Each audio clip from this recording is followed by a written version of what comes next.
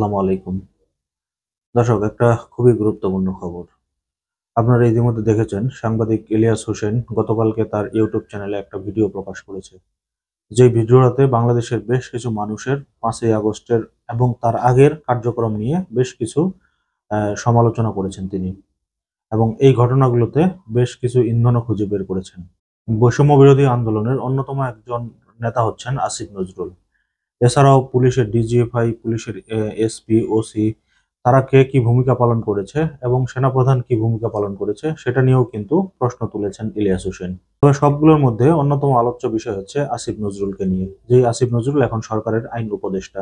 তার এই ভিডিওটাকে কেন্দ্র করে আসিফ নজরুল আজকে একটি প্রতিক্রিয়া জানিয়েছেন, যেটা নিয়ে বিভিন্ন নিউজ পেপার, টিভি চ্যানেল খবর করেছে।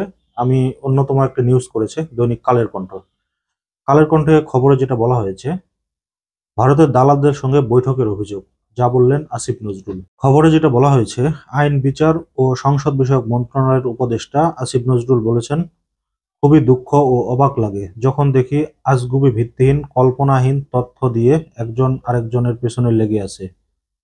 আমার ভিডিওতে নাকি দাবি করা হয়েছে ৩-৪ আগস্ট তারিখে আমি ক্যান্টনমেন্টে ছিলাম, সেখানে আর্মি অফিসারদের নিয়ে ভারতের দালালদের সঙ্গে মিটিং করেছি। আমি অবাক হয়ে যাই। মানুষের কল্পনারও একটা সীমা থাকা উচিত। শনিবার জাতীয় প্রেস ক্লাবে সংবাদ সংস্থা বাসস আয়োজিত স্মৃতি সেমিনার গণঅভ্যুত্থান ২৪ শীর্ষক সভায় তিনি একথা বলেন।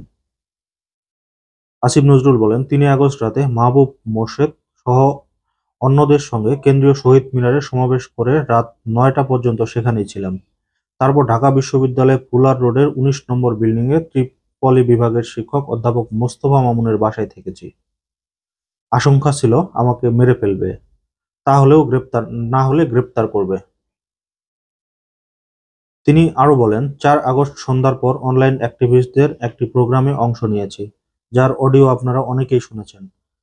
সেখানে আমি বলেছিলাম আমাদের মেরে ফেলতে পারে, কারণ সবাই আমাদেরকে পালিয়ে যেতে বলছে। তারপর সেদিন রাতে ঢাকা বিশ্ববিদ্যালয়ের শিক্ষক মোস্তফা মামুনের বাসায় ছিলাম। আইন উপদেষ্টা আরও বলেন, আমাদের মধ্যে মতভেদ থাকবে, আমরা একজন আরেকজনের কাজের সমালোচনা করব, কিন্তু মিথ্যা কথা কেন বলবো? মানুষ আমাকে বলে আপনি ক্লিয়ার করেন।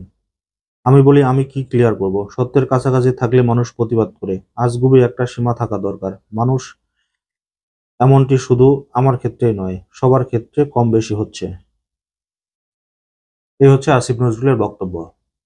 তবে সাংবাদিক ইলিয়াস যেই অনুসন্ধানী রিপোর্টটি করেছেন সেটাও কিন্তু ফেলে দেওয়ার মতো না। তবে এই কার্যক্রমে কিন্তু অনেকেই জড়িত রয়েছেন। হয়তো আসিফ নজরুল জড়িত আছেন কিনা সেটা অন্য ব্যাপার। তবে কয়েকদিন আগে কিন্তু আমরা দেখলাম জিআই খান পান্না নিয়েও বেশ কিছু অভিযোগ উঠেছে, এবং সেটারও প্রেক্ষিতেও কিন্তু জিআই খান পান্না কিন্তু এই ইলিয়াস হোসেনের যে প্রতিবেদনটা সেখানে কিন্তু এই জিআই খান পান্নার নামও উঠে এসেছে, এবং এই পান্না কিন্তু বেশ কিছু ষড়যন্ত্রের ইন্ধন দিচ্ছেন, এটাও কিন্তু তার কল রেকর্ডে উঠে এসেছে। তবে বাংলাদেশ নিয়ে যে চতুর্মুখী ষড়যন্ত্র হচ্ছে, এটা নতুন করে কাউকে বোঝানোর কিছু নেই। এটা সব মানুষই আপনারা জানেন। এখন দেখার বিষয় সর্বশেষ পরিস্থিতি কোন দিকে যায়।